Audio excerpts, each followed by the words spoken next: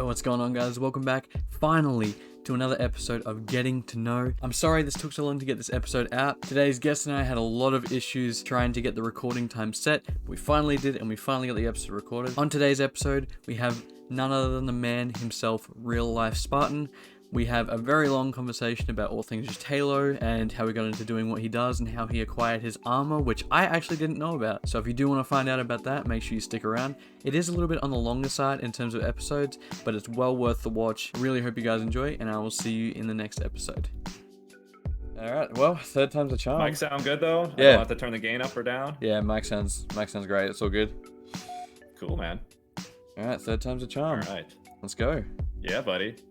Quite the history already. Yeah, we had a lot of technical difficulties for the past 3 weeks trying to set this up.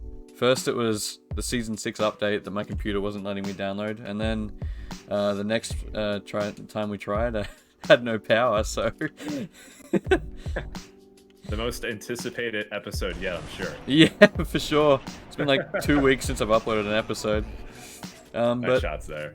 But you know, the way I normally start this is I usually ask you know, my guests, how did you get into into gaming and Halo in the first place? What was the thing that sort of drew you towards all of that sort of stuff? Yeah, sure. Oh, okay. I just got blamed. That's the interview. Thank you everybody for tuning in. I'm gonna put this back over to Alec. Oh no, he said no, that's not happening. No, okay, it's not tied up anymore. So yeah. Hello everybody, and thank you for tuning in. So as far as gaming goes, like you, Alec, and probably everybody listening, long time gamer, but also just long time Halo fan. Yep. And for me, I started with CE. Yeah. Yep. So CE is where I started. My brother actually introduced me. I just, walked in his bedroom one day and he was playing the campaign, and I was like, "Whoa, what is going on right now?" Just seeing the open world and the Warthog going around. I was very accustomed to GoldenEye 64. Along with, yeah, what a game. And Tribes on PC. I don't know if you ever had a chance to check Tribes out on PC. No, I haven't. Oh, good. I highly suggest taking a peek at Tribes on PC. Just take a look at some YouTube videos. It was just basically large-scale BTV. Right. Shot. Thank you. This large-scale BTV that took place during dial-up connection. So it was, in a sense, a lot like Halo multiplayer. I thought it was just very ahead of its time that it was able to manage, a tolerable connection on dial-up and have matches sometimes as large as 32 on 32. Wow. Okay. Yeah. I will have to check it out. That actually sounds really cool. You gotta take a peek. But yeah, I know I'm steering off course, but that's just kind of how I am. Yeah. No, for sure. But yeah, Tribes and GoldenEye were where I was at, and then I saw CE, and I was like, I gotta check this out, and then I was just hooked. The rest is history, and here we are in 2021. Yeah, for sure. Yeah, no, for sure. And I'm guessing pretty much everyone else that I've had on the show ever since you got hooked on. Everyone else has said CE. Everyone sort of started there, but once you got hooked on that, you just played Halo. Pretty much until now, really. It's just, for some reason, it's such an addicting game, and like you said, as soon as you saw the open world of CE, you were just hooked, it gets that. Right. And then the multiplayer was just the icing on the cake. I mean, I wasn't even aware. I didn't know anything about the game yet. I just knew it looked gorgeous, had a neat open world, and I knew I wanted to just get into that atmosphere. And then when I found out about co-op campaign, then I found out about multiplayer, then I found out about XP Connect. And I was like, wait, you mean we can play this? We can. Oh, geez, I just choked so hard, bro. I was like, where are you? And then I noticed the camera was missing, and I was like, oh no. Man. But yeah, going from split screen to LAN to nice shots. Oh, okay. Nice Thank shots. Jeez, dude. From split screen to LAN, and then ultimately XP Connect. And then when H2 dropped, it was just a system overload. Yeah, for sure. I'm sure you and I could talk about H2 for an entire series on your channel. But... Yeah. Well, I mean, that was Eli mentioned that he believes that was basically the reason that online gaming became so popular was because of Halo 2, and I agree with him. Yeah. Oh no, not the flashbang! There's the flare. I'm getting flashbang. PTSD from when I did this with Remy. The entire time he was flashing with the flares. Oh, good man, Remy. He, if it makes you feel better, he followed me around for a good 2 or 3 minutes. He hasn't clipped. Oh, really? Because Remy matched me in head-to-head on here. I think it was during one of my head-to-head Mondays, and dude, my heart just sank when I saw his name. And then there was like a good 2-minute stretch where I'm running around the map. I'm like, man, where are you? And all of a sudden, assassinated. And then I went back and watched it from his POV, and he was just trolling me so hard. Yeah, for sure. Remy can be like that sometimes. Oh yeah. But there's no prisoners. But yeah, one thing I did want to ask you was how did you acquire the Spartan armor? How did you get that in the first place? I'm really curious. Hold on a second. Cortana, do we have clearance on this question? Copy that. All right, clearance granted to another longtime Halo fan in the community as well. The armor I constructed with the bare hands. Really? Actually, yeah. So the 405th forums, awesome armor making resource. Have you heard of the 405th forums? No, I haven't. This is the first time I'm hearing about like anything like this. Nice. So basically, man, that is like your go-to for armor resources. Yep. And not just for Halo. Star Wars, there's Gears of War stuff on there as well. All kinds of cosplay on there. Yep. I first found out about 405th back in 2007. Mm-hmm. I think I did a Google search because I remember seeing an Xbox. Oh, it's getting heated here. It's getting heated. Oh, he's coming in. Oh, he's going for. Come on. No. Oh, good plays. Almost had me there, dude. But yeah, I think it was a official Xbox magazine. I saw a chief, like a chief wearing the armor on the cover. Yep. And I think it was in a promo building up to H3 perhaps. And I want to say the armor was by Nightmare Studios. Yep. And as a teenager, I obviously didn't have the money to pay a studio to build the armor for me. Yeah. But I just knew I wanted to get that set of armor. I was like, yeah, man, for sure. I mean, who doesn't want to be the chief or a Spartan? Yeah.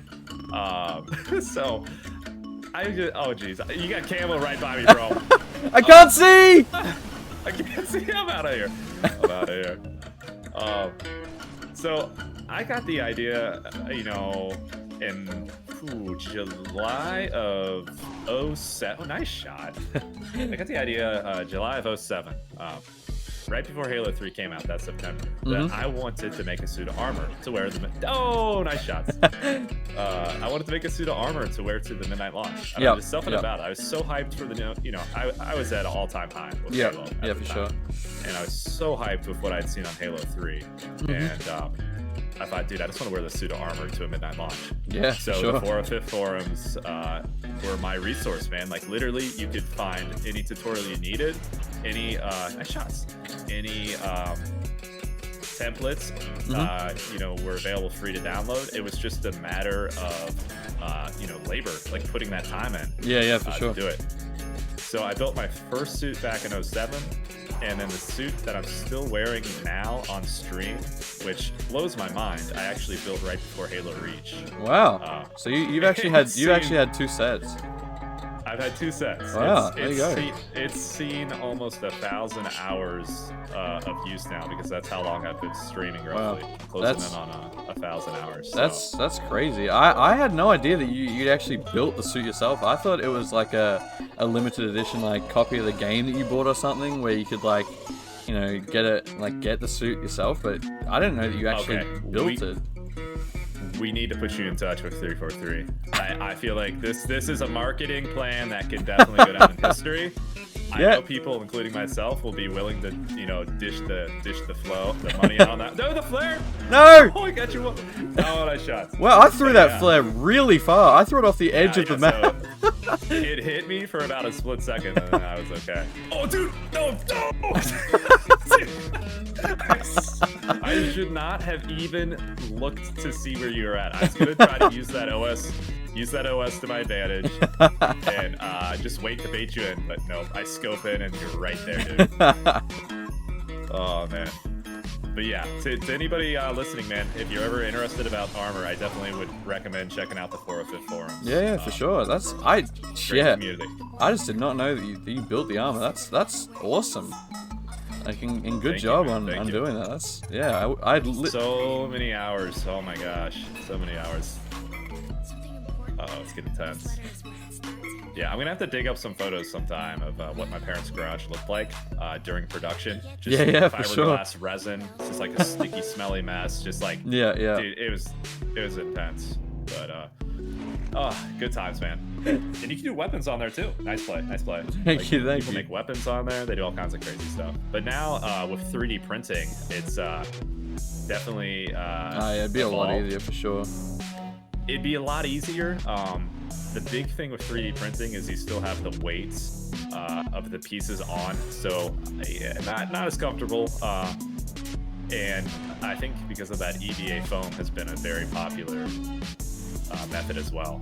Just light, flexible. That's actually what I'm looking into doing for my upper body pieces, just to get more comfort on stream. You went for that 360 no scope. Oh, I completely lost you. I like saw you for a split second, and then I thought you went backwards, and yeah, I got really confused. Nice. But yeah, for sure. How did you, like, obviously, like you said, you've been a long time, Halo and gaming fan, and as, like, CE's been out since, oh, okay, there's the flashbang again. Show mercy. CE's been out for, like, it's 20 years this year, so, how did being, like, a gaming fan and, having the suit of armor and whatnot, how did that transition into like, content creation and streaming? Yeah, great question. So, I started doing YouTube content back in 2007. Long story short, well, I don't know, this will probably be a long response, but I'll try to make it a little quicker. But with my first suit of armor, my sister-in-law filmed me just kind of stomping around in the front yard before we went up to GameStop for the midnight launch. Yep. And dude, I mean, I felt like Terminator, I felt awesome. Yeah, for sure. The chief, I should say, or whatnot. But I put the video on YouTube, and the dang thing got like over 100,000 views. Wow. I think just because not many people at the time had Halo suits back in 2007. Yeah. But I mean, if you look at my first suit, it looks like it's out of Combat Evolved. I mean, it probably is more like in 64 graphics.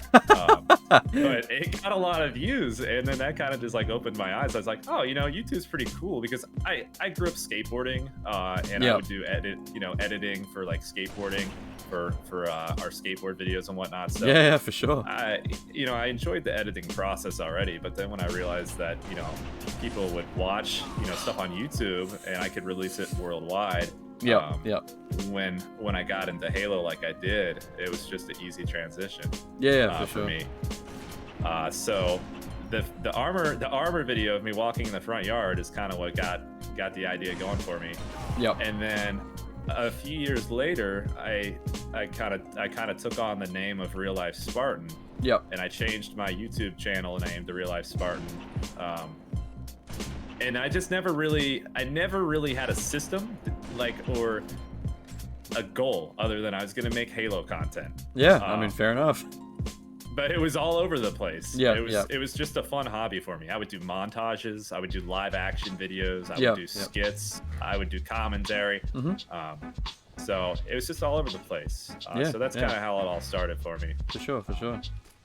And you haven't been streaming for too long, have you? Streaming's relatively new, like compared to doing YouTube. Am I correct in saying that? Yeah, absolutely. Yeah, so I started with Twitch actually 2 years and a little change. Woo!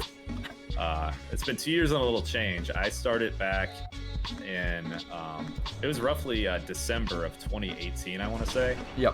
So right around that time we rolled into 2019. When I started on Twitch. I made my username I want to say it was in 2015. I made my Real Life Spartan account on Twitch, but at the time my MacBook Pro, as great as it was for like video editing, it just could not handle streaming. Yeah, So, yeah. I did a couple streams and was quickly disappointed with the performance, and I just never got back to it. And Yeah. 20, almost 2020. So yeah, it's been a little over 2 years overall.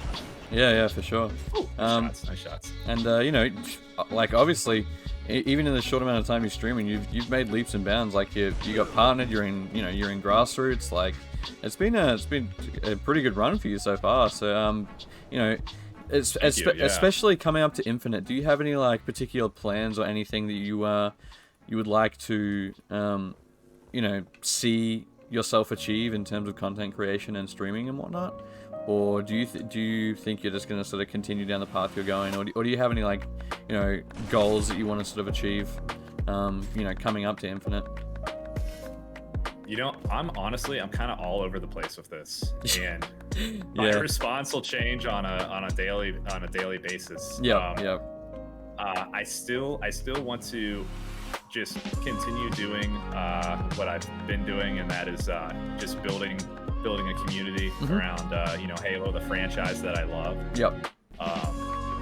The big thing for me is not to with Infinite. I don't want to raise the bar too high for myself and have the mindset that like this game is going to catapult me to new levels. Yeah, for sure. That I've never seen before, because if I set the stage and it doesn't happen, and I'll just, it's, you know what I'm saying? Like, yeah, for I'm sure. having a lot of fun right now. I just saw you. Jeez, I'll be honest, that was a twitchy little lucky headshot I got there. But I'm having a lot of fun right now, and I'm having a great time connecting with my community. So, we don't know what's going to happen with Infinite. I mean, there's going to be tons of people playing, tons of other streamers coming on board. So, my growth may slowly continue like it is, which I'm happy with, or it could be big. Yeah, for sure. I think that's a good mindset to have, like, because obviously, I think everyone knows that Infinite's going to be a big game, and it could do really good things with the community. But I think not setting a standard on yourself and letting what's going to happen is probably the best way to approach it, I guess. Yeah, sure. Because like you said, like that, it could be a huge mental downfall if you set like a standard for yourself and you don't achieve that standard. Like and same goes for every content creator. If people are saying I want this to happen, but okay, now I'm getting flashed again. So nice shot. But if someone sets a standard for themselves and they don't achieve that, like it can be very mentally taxing to have something like that happen. So I think you have a good mindset going into it for sure.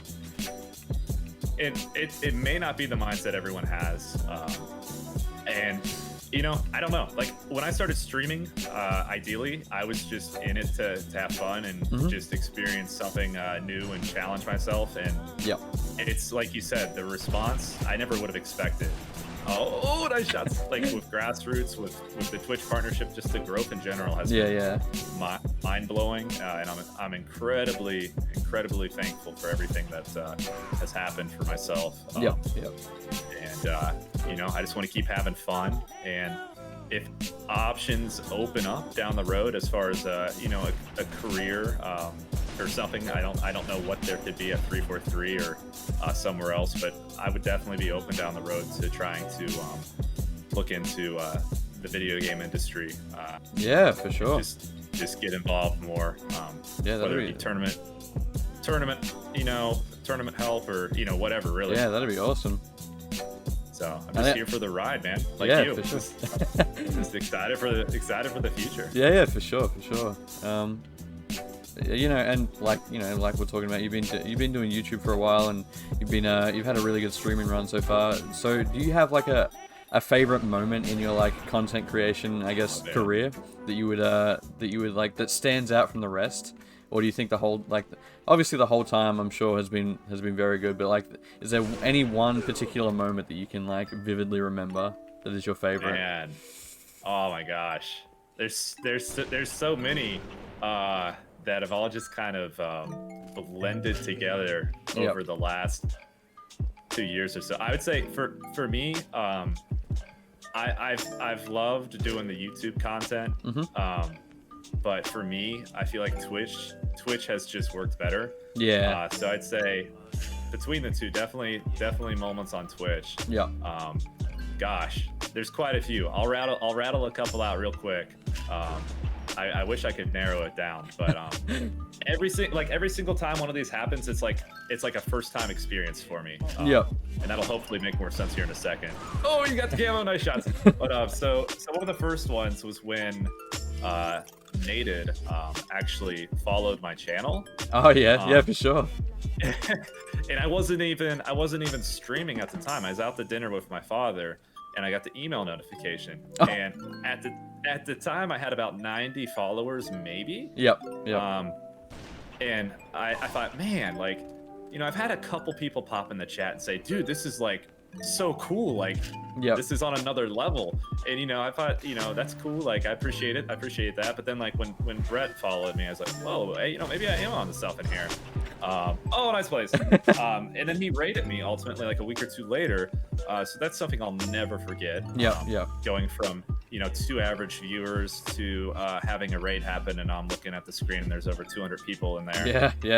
For sure. I could imagine. So that was insane. And then just some milestones I broke in general, like when I got 1,000 followers, smashed a cake in my face, and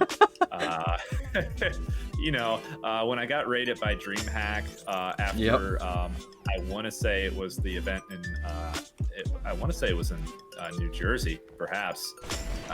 It's kind of blending together right now again, but that was insane, and just every milestone, the partnership. I'll cap it with this one here. Other than the grassroots invitation, which that didn't like happen while I was live streaming. You know, it was off stream that occurred. But as far as like my favorite moment as of late is just everything that happened to get me to be a Twitch partner, because it's not easy to do, man. It's like getting to level 50 in Halo 2.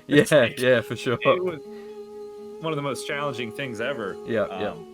But I mean, that fortunately everything fell into place for me from a community point of view. So, you know, big shout out to everybody that supports the streams. And then the icing on the cake would be Twitch actually commenting on my Twitch partner announcement that I did on Twitter. I did see that actually. Yeah. I was like, okay, this is really cool, because I got declined. I mean, dude, I was like Michael Jordan, man. I had been declined over and over and over again with the applications, and then just to see that they took a minute out of their day, whoever runs the Twitter handle, to congratulate as well. That was pretty cool to see. Yeah, for sure. So yeah, there's just so many memories from streaming. Like, it's just nuts, man. Ugh. Yeah, I mean, talking your ear off, man. No, that's what they want. That's what they want. That's the content. So yeah, but that's pretty much all the questions that I have. Really, it's the idea of the series is just for people to, I guess, get a deeper understanding, and I guess, like, obviously, as the title says, is just a getting to know of, you know, the content creator. So I think you did a really good job just explaining everything, and you put the right amount of detail in, and yeah, it was just a good episode overall. So like, thank you for coming on. Yeah, man, thank you. For anyone who doesn't know Real Life Spartan, I'm sure you all do, because you know, he's Real Life Spartan. How could you not know him? You gotta give it 117%. But if you don't know who he is, I'll put all his links in the description. And yeah, I will see you guys on the next episode. So thank you once again for coming on. And yeah, bye-bye.